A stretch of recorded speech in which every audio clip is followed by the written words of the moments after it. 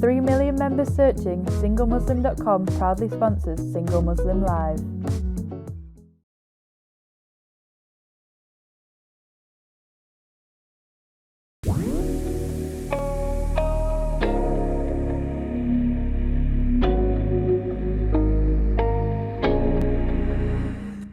Assalamu alaikum and welcome to Single Muslim Live here on British Muslim TV, sponsored by SingleMuslim.com.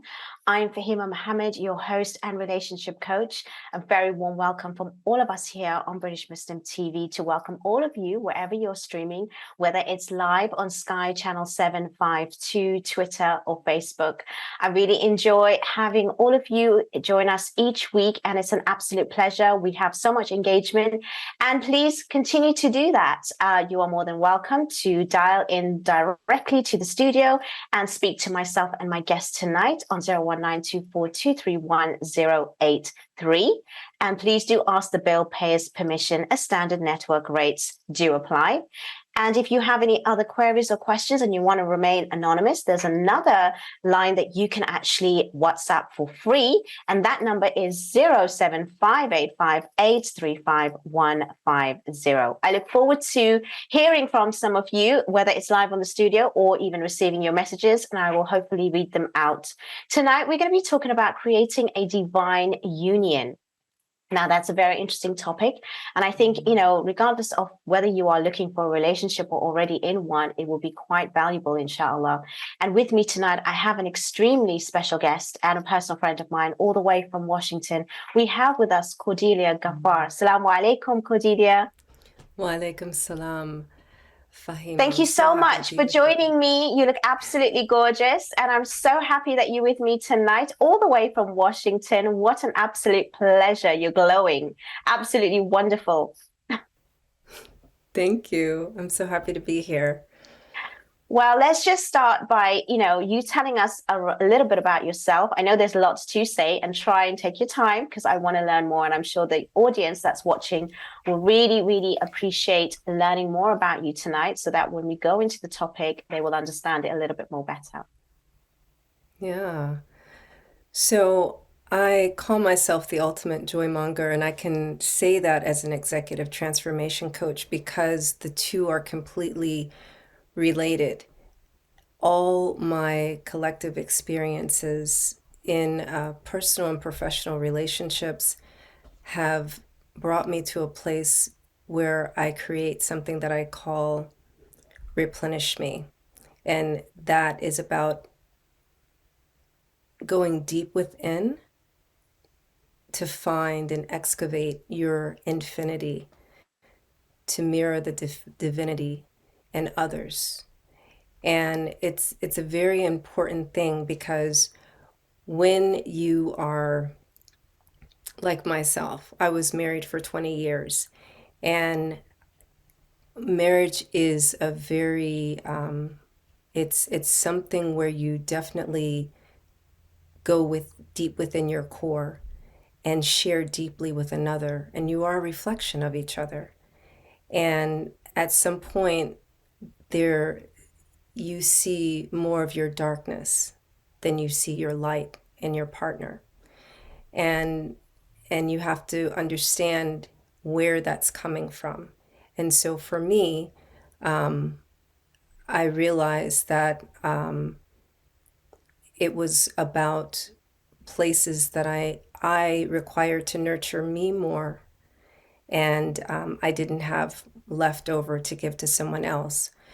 So in that process, I've done lots of research from a spiritual perspective, from a psychological perspective, emotional perspective, and which has resulted in me writing 8 books, the last of which I call Detached Love, which really details what it is to self-nurture in the Replenish Me process. And I host 3 podcasts, one of which is called The Free to Be Show, where it again is the inner inquiry of whether or not you're really free in your mind. Do you allow yourself to be and exist? Or are you covering and hiding who you truly are. And again, more inquiry around that. And of course, I'm the mother of 6 children. So the beautiful thing about mothering is that you really get to see how humans develop. And you also, because they're your children, you get to see the reflection of yourself again, right?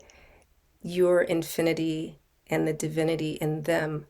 And you get to appreciate who you are, who they are, and the process of human development and how it creates that energetic circle of reciprocity and relationship.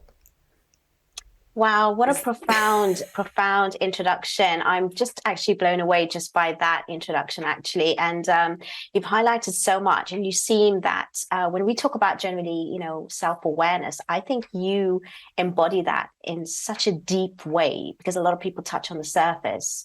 And just hearing you speak for the last couple of minutes, I could tell straight away that you definitely have worked very, very deeply within your own soul in order to help everyone else. And I think that's why it's so wonderful to have you here tonight. And even though we're talking with so much terminology, obviously there are so many practical scenarios that happen every day in order for us to get to where we are. At the very beginning, you mentioned that when you are in a marriage or when you are in a partnership, you get to uncover some of the darkness or that sort of way. Can you explain a little bit more as to what you mean by that? Yes.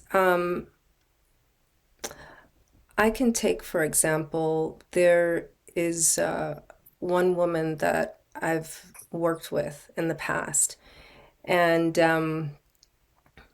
they disagree a lot on how to parent their one child. And they play off of each other and instead of actually saying I'm exhausted, or for her husband to say that he's exhausted, they instead how shall I say it, they deflect. I think that's the best word to use here. Oh, you always do this, right? Mm-hmm. Instead of taking responsibility for, I'm tired and I don't want to tell you that I'm tired because I don't want you to think less of me, right? So this is what I would call a darkness that results in a severe miscommunication, and it's something that grows over time. And there's a lot of struggle in their marriage, there's a lot of struggle in their parenting, and they just have one child. So think of all of the energy that he's absorbing, all the negative energy, and he's not benefiting from either of their love, either of their time. He's not learning about healthy communication. And so in the time that I worked with her, I helped her to see, basically it was a situation where I was like, do you understand what's really happening there? And so just by her shifting into actually speaking up for what she requires. Look, husband, I'm so very tired right now, and I know that you're also tired. Would you be open to me taking a bit of a rest while you maybe just play and don't require him to do his homework right now? Just like those small interactions and choices to communicate very clearly and very effectively, it turned their relationship around. Guess what happened? The husband started speaking clearly and standing up for what it was that he really required in his nurturing. And now the son knows how to speak up for himself as well. And he has 2 loving parents that he's observing. You see, so this is And a lot of times when people talk about darkness, you were saying there's a lot of vocabulary or a lot of words we're throwing around here. People talk about darkness and they don't really use practical everyday examples. The most obvious darkness that we all suffer is that we don't clearly communicate, and we're not, and secondly, we're not a stand for our requirements in that communication. I think you raise a very, very profound point. We talk a lot about relationships and how they need to communicate, but we don't go into the detail of what is communication and how that needs to be expressive by you being in a particular way. And obviously, there's probably a lot of history as well, or upbringing themselves as to why they feel in that way. Because a lot of people, after a while, when they are couples, they feel that they have to defend or they have to prove themselves instead of just being open and honest, even though they were their exact, partner or team. So that is a very, very common scenario. I think what you've highlighted is probably a lot of people would probably think to themselves and think that. And we do feel we have to show up even with our most close person that we're living with and being with. And again, it just creates much more conflict, if anything. So I think what you've said there is it's so valuable. And again, I just want to say that seriously, if anyone has any questions, this is your time. We've only got Cordelia for tonight, so make sure you take advantage. It's really important that we do get these questions coming through, because it's actually your opportunity to get some free coaching and some advice and some really intellectual theories, practical tips and strategies from people who have really studied themselves, gone through experiences themselves, and overcome it. So this is not just, a show just for entertainment. This is really for you to actually build and create in your own self, and also to improve in your relationships. And it's also very, very useful for people who are looking for relationships to understand how to be. We are coming onto a break very, very shortly. But again, I want to remind the guests and the viewers that whoever's watching, please do call in. We would love to hear your voices. Even if you don't agree with us, it's absolutely fine. We're here trained in order to make sure that, we can actually challenge ourselves in answering your questions and put us on the spot, really counter us if you have to, or if you just have any general queries, we would love to hear it. We can use the WhatsApp service, which is actually free, and you can actually remain anonymous as well. But if you wish to actually call directly into the studio, that would be even better to actually hear you speak. And again, I can also keep you anonymous if you wish. Inshallah, we will see you in a short while, and stay with me.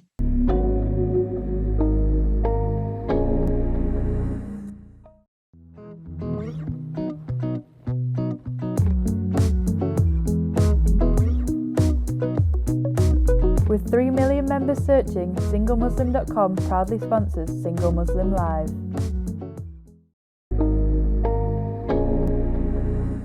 Assalamu alaikum and welcome back to Single Muslim Live here on British Muslim TV, sponsored by SingleMuslim.com.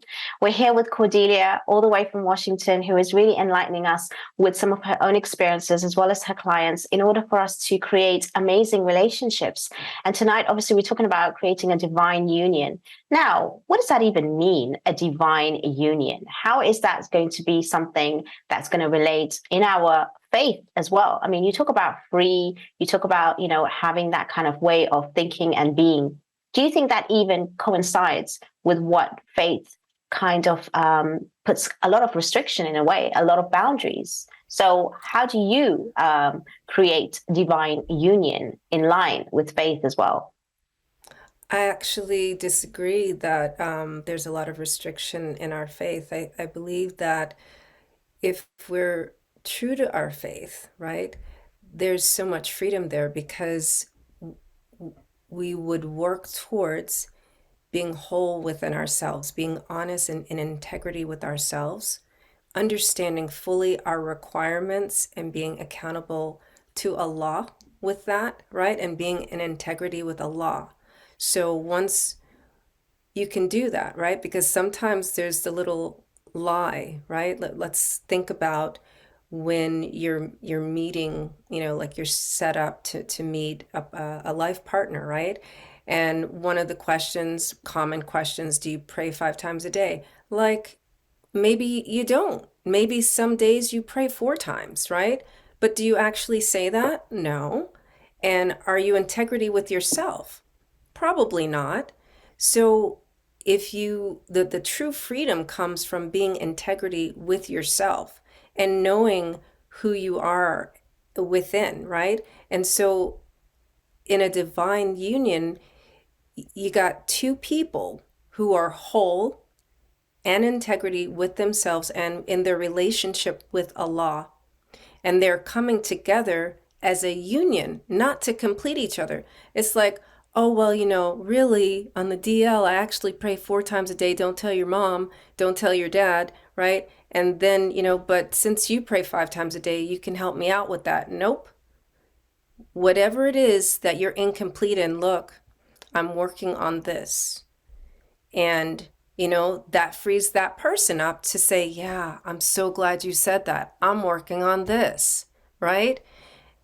And that takes us back to what we were saying earlier about the communication, right? That's the freeness of your heart and the lightness of your soul. Second part of the freedom is being forgiving with yourself, right?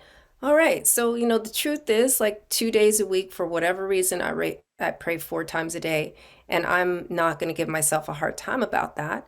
And I know that Allah is the most merciful, right? And when you are forgiving with yourself, that is self-love and that's self-understanding. And not letting yourself completely off the hook, you're also very self-aware. Okay, I'm aware of this thing and I'm working on it. And that frees you to work on it, because as long as you're ignoring it and lying about it, you're not free. You're imprisoned and you're hiding it. And in the little bit of the hiding that you're doing with yourself, it's going to amplify. It's going to restrict the way you communicate. It's going to restrict how intimate you get with your partner. It's going to restrict how intimate you get with your children. I mean, it's just a ripple effect throughout your life. So absolutely. I think, I chose to become Muslim because it was the most freeing religion in the world to me, because I felt free to like, oh, what?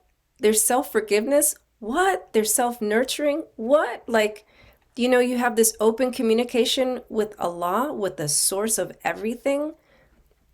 So I would say, I'm going to just say it. Being a Muslim frees you to create a divine union. It's only Muslims that can do that. Everybody else is kind of bereft. That's just my personal opinion.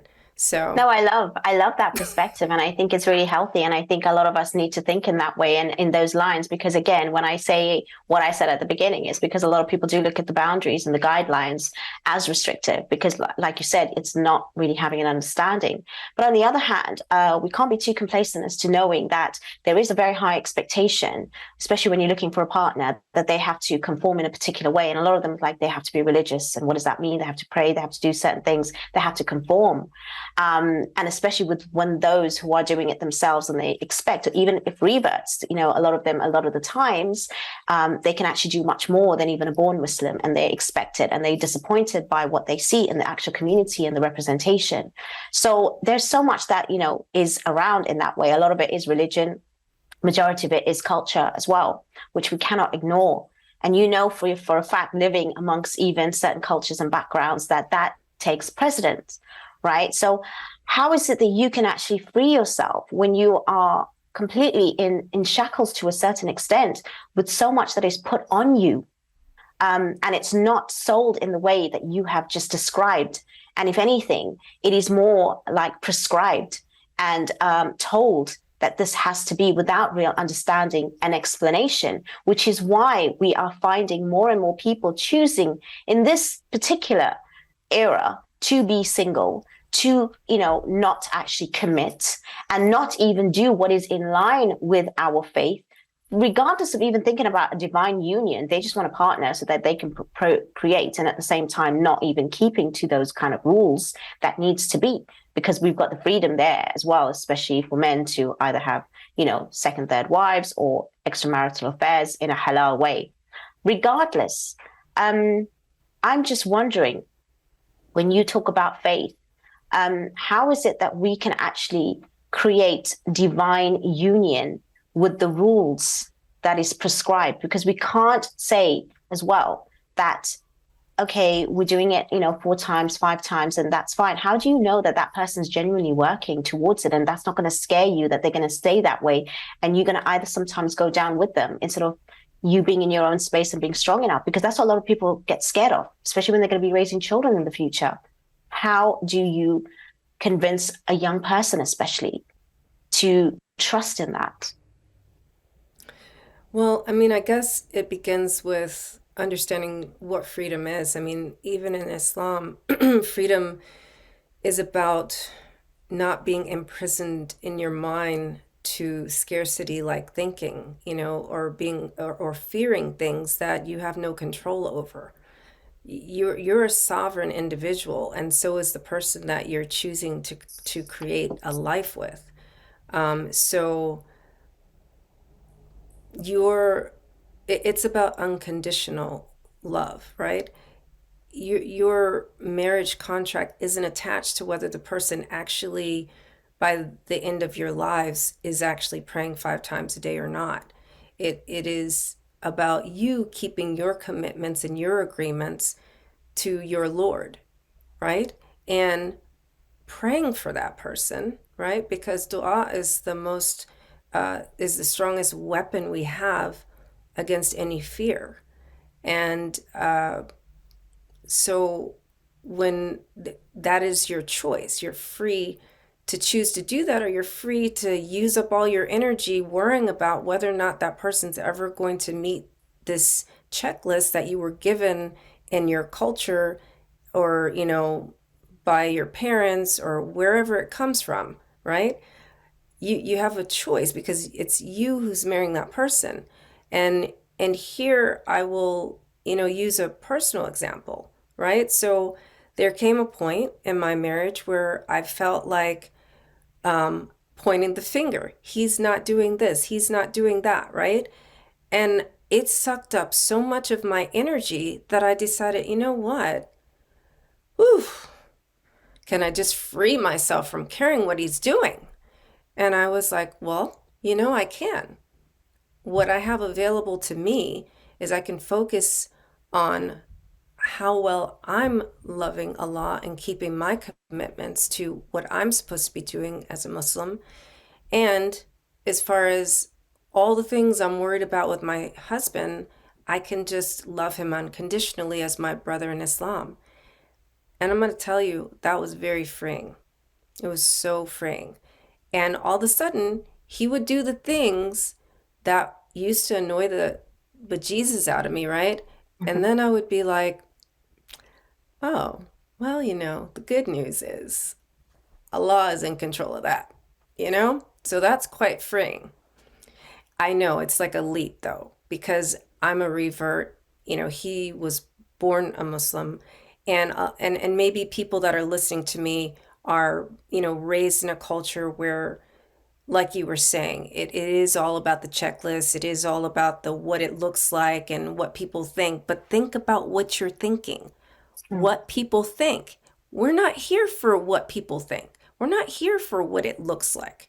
We really, purely, the only way to free yourself is to focus on the divine, right? Thus creating divine union, because your focus is always, what does Allah say about this? What does Allah say that I should do in this situation, right? That's how you create a divine union, by thinking about the divine, not by thinking about what people think. That is very freeing.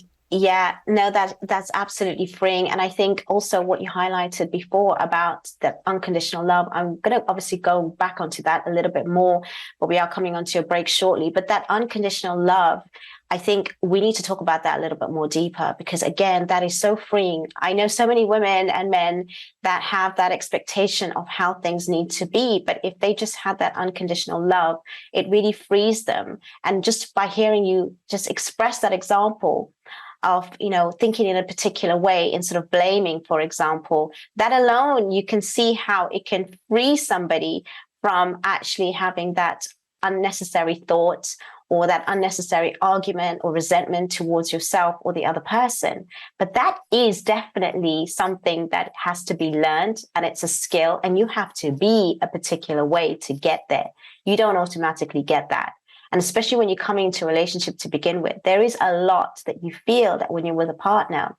And marriage, for so many years has been, taught in that way, where you are one, you become, this divine, even the word union, right? I think it puts a lot of pressure on two people to be in a particular way, and also relying on each other and showing up for each other.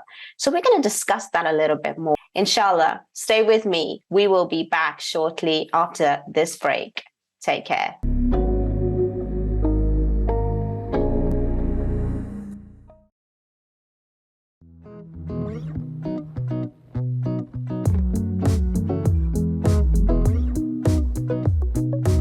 With 3 million members searching, SingleMuslim.com proudly sponsors Single Muslim Live.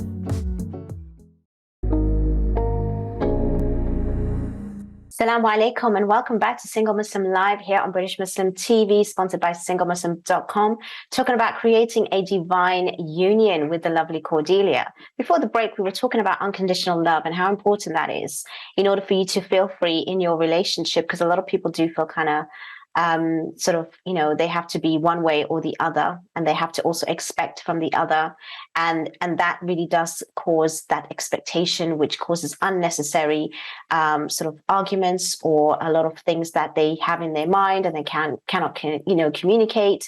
They cannot really feel free in order to be who they are, and they don't know who they are. So what is that unconditional love? What is it that you have to be in order to show up in that way, and how can you be it? You have to, I was going to say love yourself, but because I know that's a leap for a lot of people, and genuinely many people do not love themselves, I would say you'd have to be the person who creates agreements and does not have expectations. And the distinction for me is, when you have expectations, those again are going back to a checklist without having a conversation with somebody else. In other words, you're thinking, I wish this, instead of, I would like this and this and this. I wonder what I can get the other person to agree to, or I wonder if the other person would agree to this. And so you'd have to be the person who's willing to take the chance to have the conversation to create an agreement. And you would think that's a no-brainer, because what do we do as Muslims? We actually create agreements. There's a marriage contract that we sign. So take your time with the marriage contract and really put the things that are super important in there to you, and see what you're willing to commit to, and find out what the other person's willing to commit to. I introduced you to the couple Zahra and James, right? And they've actually put together a great book of some questions that you can ask people in that vetting process of choosing a life partner.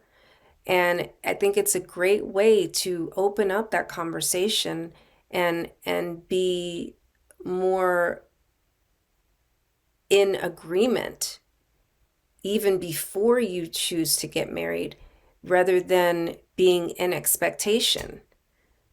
Does that make sense? Yeah, it does. It really does. And I think for a lot of new couples, maybe in the excitement, they can maybe have these agreements and they can actually allude to it. After a while, though, when you are in a marriage, you do actually become really complacent and quite forgetful and quite comfortable, and you do forget each other. And, unfortunately, we don't maintain the friendships. It's not even about the love, it's the friendship between two people, to respect each other, to actually give ourselves that chance to give and know that unconditional love. Because I know a lot of couples that have been married for quite some time, they lose that friendship, and then it all becomes about the agreement. Oh, but he's not done that, even though he said he was going to. And that's when the unconditional love is not there. And then it's just, certain things that they still have to abide by, but then it's doing it because it's out of but it has to be. Whereas if you are truly in love with yourself and the other person, it's about letting them go. And I remember saying this before on one of my other platforms, that, being married is not a trap, but a lot of the times people feel that it is. And I think what you're trying to say, that it isn't, but we're not grown up in that way. We're not brought up in that way to be taught that when you are married to somebody, you can let them go. But it takes a certain individual to be able to do that and understand what that means, because people get scared. If you're going to give them that extra rope, they're going to tie your neck around, that kind of stuff. So I guess that's what I'm trying to understand. So even with couples that have been together for such a long time, right? They don't have that love and mercy that you're talking about. Okay, because when you're together all the time, you can lose that respect. How can you create that divine union? I guess it comes back to that unconditional love. How do we remind ourselves? How do we keep it together after so many years, and that spark? And especially after children. Mashallah, you have 6. Some people going after 1 or 2, they cannot handle life. Well, the example the personal example I gave, that happened 10 years into my marriage. So I would say for me, let's take it to other people, right? So you begin the marriage with the agreements. You stay in the work to be committed to your agreement. And by you staying in your own personal development, you start to learn how to love yourself. You start to understand the unconditional love. For me, I think the first 5 years into our marriage, I had 2 miscarriages, and that led me down the study of the purification of the heart, which led me down this whole understanding of what is gratitude, and just being in the practice of what is gratitude and practicing that within myself. I looked for opportunities to do that everywhere else. And so there were times, right, of course, before that 10-year mark, where I was just like, really? Am I married to this guy? And then I'd be like, you know what? I'm grateful that I'm married to him, because he helps me to see this darkness in me, right? And, another opportunity for me to choose a way to love myself better, right? Because this is the other part that people don't get in a marriage. You are training your spouse how to behave with you, how to communicate with you by your own behavior. There's got to be some accountability, right? So the reflection of you not, now, I mean, there are people that exist that are just evil, right? So I'm not saying if you're married to a narcissistic psychopath, right, that it's all you, that they're behaving that way. That person's a narcissistic psychopath, and go and get away from that person. But if you're just married to someone who is just a little bit neurotypical, who's neurotypical, and they are just, literally being a reflection of your behavior and your loving with yourself, then you can see the work there for you to do. And there's a major distinction. I'm sure, I know you've had quite a few guests on your show before explaining the distinction of what narcissism and psychopaths look like. So I'm not going to get into that. But for the purpose of what we're talking about, there are always opportunities for you to love yourself better in the way that your spouse is behaving with you. So that's who you have to be. You have to be the person who is committed to loving yourself enough and trusting yourself enough to be the light, to be the beacon of light. And not to the point that it's a burden, because like that's when you peace out, like I did. Yeah. So once it gets to be a burden, it's like, oh yeah, I'm not going to do this another 20 years. I So think you raised something very important there. And I think for me, the takeaway is about that personal development. And when you find a partner, don't think that that's it in life. You got to stop. That's when you actually start. That's when you really actually, a lot of things show up for you when you are in a relationship, and you need to analyze that and see what it means in that time, not later on. Because a lot of us have come out of relationships and then we've learned from the past and mistakes, and we've had to go through the mill. But it doesn't mean that every relationship has to be like that. And especially now with so much of coaches that are out there and relationships being spoken about, especially in the Muslim community, a lot more, where it's not just the traditional way, and you are going to actually look into the psychology of yourself and the other and understand human mind and behavior, so that you can actually get these kind of techniques and skills, because it is a skill. I think everything in life is a skill, and most definitely marriage and being with a partner and understanding another person's psyche is a skill which is needed, even if you don't take up that course as, some sort of like, learning, but just to have that awareness.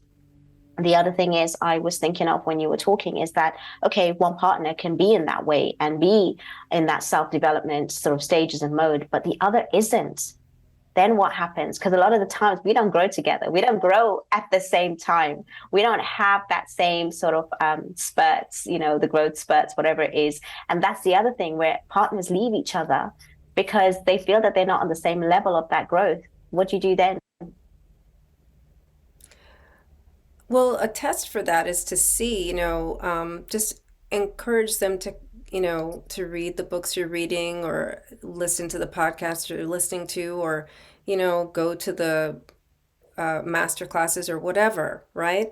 And if they decline consistently, that's a sign that they don't want to grow. And that's when you have to speak up and say, a requirement for me is that I know maybe I didn't say this at the beginning of the marriage, but it's so important to me now for us to build this life together, that we both grow in this way. What is it that, why aren't you interested? And that's, the answer to that is all the information you're going to need. You have to be committed enough to yourself and love yourself enough to make the right decision. Are you going to flow with someone who doesn't want to grow and finds the whole thing repugnant? Or are you going to just, sever ties?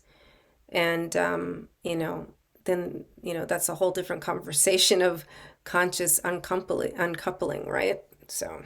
Absolutely. I think, again, that's another important point where we have to understand how we're going to move forward with our partners, and how we carefully maneuver when you are in that particular way, because a lot of people do get comfortable and they want the same old person. Like, why have you changed? I want the same old person to love me the way you did and see me the way you did. But they have grown, whether they go to work, whether they've gone with their colleagues more and spent more time, they've seen things outside, but you got to allow the space for that to happen as well. And, they can't grow because it's only because of you. They have to grow because they also want it. And the other thing is, instead of just also trying to tell them, is to be it and encourage it in a different way. Because a lot of times people don't want to be told. Like, when we are partners, we need to treat each other in that adult state, not as a parent state, because sometimes we can get carried away with our partners and treat them like as if we're treating our children, and tell them what to do and advise them what to do, which even as adults, we don't like the advice unless we ask for it. So there is a technique in order to go through that process of inviting somebody and being in that way, with also compassion, that they need some time to actually get to where you are, or even see it. Forget even reading the book. Why would they want to read that book? What is it that's so special? It must have taken you something. So they need to find it too. Now, we are going to come back after our last break. See you soon. Salam.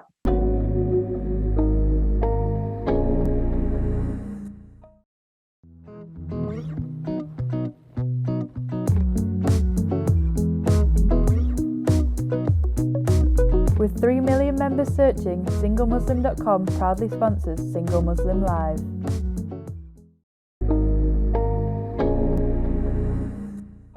Assalamu alaikum and welcome back to Single Muslim Live here on British Muslim TV, sponsored by SingleMuslim.com. We're here discussing creating a divine union. And the final part of the show, it's gone so fast, but it's been so calming and lovely to speak to Cordelia. And I hope that, if you have any questions, you still have time to send them through. If not, I've got plenty myself. So Cordelia, when we were talking before the break, we were talking about, creating some sort of unconditional love and how to be with each other in order to respect each other, to have the communication, to understand yourself, to know yourself, to make sure that we have self-development in order to even help that creation with two people coming together and inviting them in a space if they don't feel that they are actually in union. Now, how do you know you have that divine union in a relationship? So, the knowing is in the feeling. And I know that sounds kind of strange. Intuitively, we know. There's always that knee jerk, like, ugh, I know that he ticks all the boxes, but there's just something off, right? Or she ticks all the boxes, but there's something off. And then sometimes it's just like they don't tick all the boxes, but oh my goodness, this person I could totally build my life with.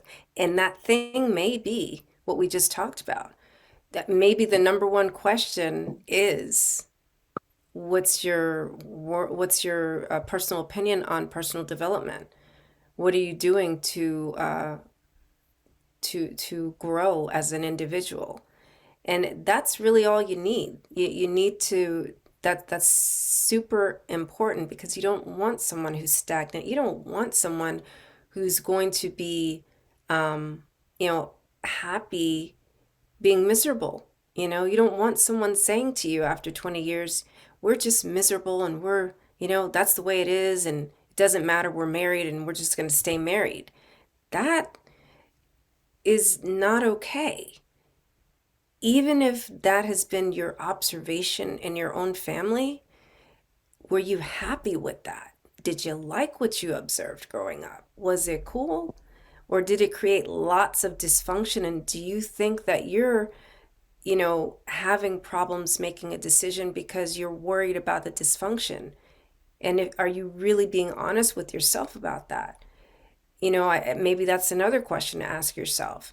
I grew up with so much dysfunction in my family, and it's truly apparent that this person has a lot of dysfunction in their family, that I don't want to be part of that. Or maybe, that's another question to have. It's like, you may laugh about it. It's like, oh yeah, I know. My auntie always beats up my uncle. Ha ha ha. Is that funny? Are your cousins a little crazy behind that? You know what I mean? It's just like things that we don't normally question. You need to question those things, because this is your life for the rest of your life. And I mean, although I chose to get a divorce, I don't think, that definitely wasn't my aim, right? I was aiming to stay married forever. And I wish that this show existed when I was looking for a husband, so that I knew the stuff that I know now. And so if you're single, think about these things. Ask these questions. Don't be afraid to ask those questions. This is your life. Think about it. When you bought a new car, were you like, oh, it has a little ding, that's okay, or, maybe the wheel is a little wobbly, no sweat, I can always get another one. No, you were like, I need my car to work. I need all the parts to function, because I'm investing a lot of money in this. How about in a marriage, you're investing your whole being, your whole life? It's a serious thing. It's a really serious decision. So when you have those, your body tells you. And I think more so than for women than men, they tend to be more intuitive. If it doesn't feel right, start asking lots of questions. That's not an automatic leap, to like, no. Just ask as if you're vetting anything else. Be about this the way you are about your job, buying a house, buying a car, the university you choose. It's all the same thing. All the stuff that you want to know about under the hood, this is the time to find out. Does he have somebody, does she have somebody crazy in her family? Did somebody in their family kill somebody? You know what I mean? It's like those things matter. Does anybody in their family do personal development?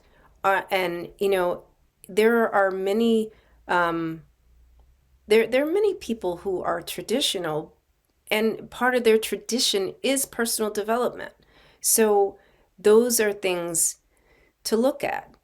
Another thing I would add to that is, there's one of my clients that I was working with, she was actually looking to create a partner. And when she shifted the way she was with herself, I mean, again, it goes back to this. When she freed her way of thinking to, well, just so I can get married and have a kid because I don't want to have a kid out of wedlock. Okay, but let's think about all the things that go into making a child. This is a spiritual connection. It is a divine union. That's what that means. There's like a dua that we say when we are planning to conceive a child. Does this person have the spiritual constitution to even create a child with you? So these are the things to really, really think about. Do you actually want to have a child, or were you just told that that's what you need to do at a certain age or at a certain point in your life? Because that matters too. There are people that get married and they don't want to have kids, and it's okay. And but even if you choose not to have children, having sexual intercourse as a married couple is a spiritual contract. It is divine union. Is this someone whose spirit you want in your body? Because that's another form of darkness, If someone's got a bad attitude, when you have sex with them, you're going to get some of their bad attitude and you won't even know why. So these are a lot of things to think about. This is part of the work I do too now, I posted something yesterday about healing sexual trauma, and sexual trauma doesn't necessarily mean that you've had sex or anything like that, but you're thinking around what sex is. Like, oh, it's just to procreate, or it's like just to do after you get married, or it's just to please him, or it's just to please her. No, it's not. It is the reason you get married. It is part of your complete total well-being. You cannot be mentally, emotionally, and physically stable without regular intercourse. There, in our books, and there maybe it's hidden, but I found it. There are books that talk about covering your spouse as a garment. Part of that means that you have intercourse on a regular basis to keep that divine union intact. So those things are super duper important.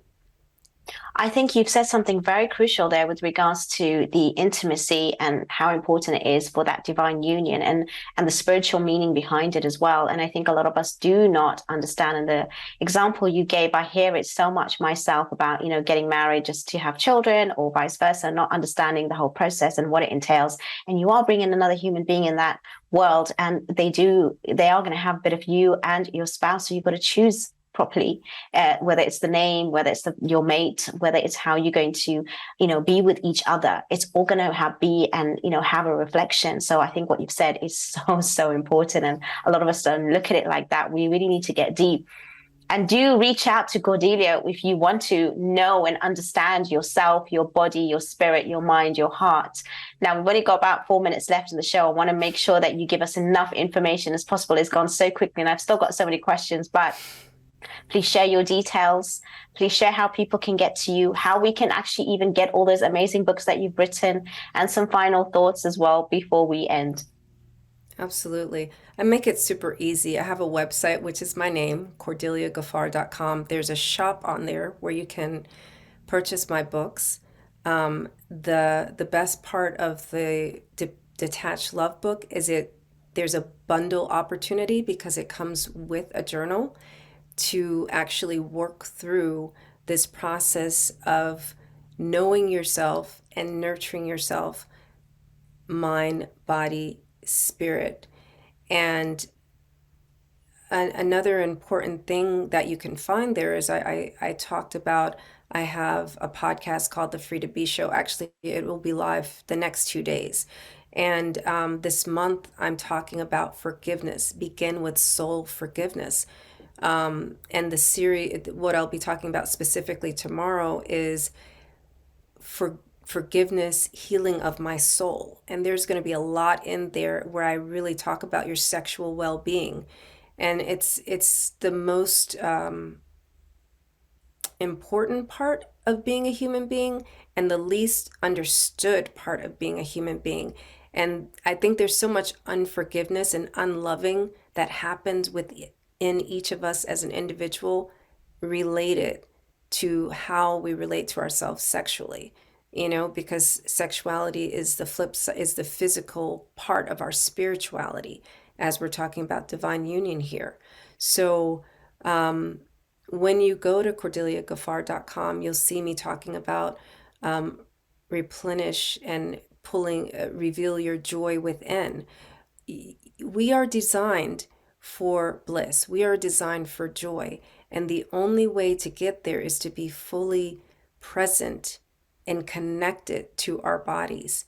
And the only way to do that is to free yourself up for opportunities every single day. And that's why I love what I do. I say that self-nurturing is freedom. Because when you nurture yourself, you're connecting directly with Allah. You're connecting directly with your own divinity and being the person that you were created to be. Don't miss the opportunity to understand who you are. Don't miss the opportunity to connect with yourself deeply and pour into yourself. Don't miss the opportunity to receive from yourself the loving that I feel quite often, whether you're a man or a woman. Amazing. Honestly, Cordelia, you have given us so much, and I'm sorry to cut you off there, but honestly, we have come to the final part of the show, the ending, so quickly. Thank you, Cordelia, for being with us tonight. Please do follow her. Assalamu alaikum.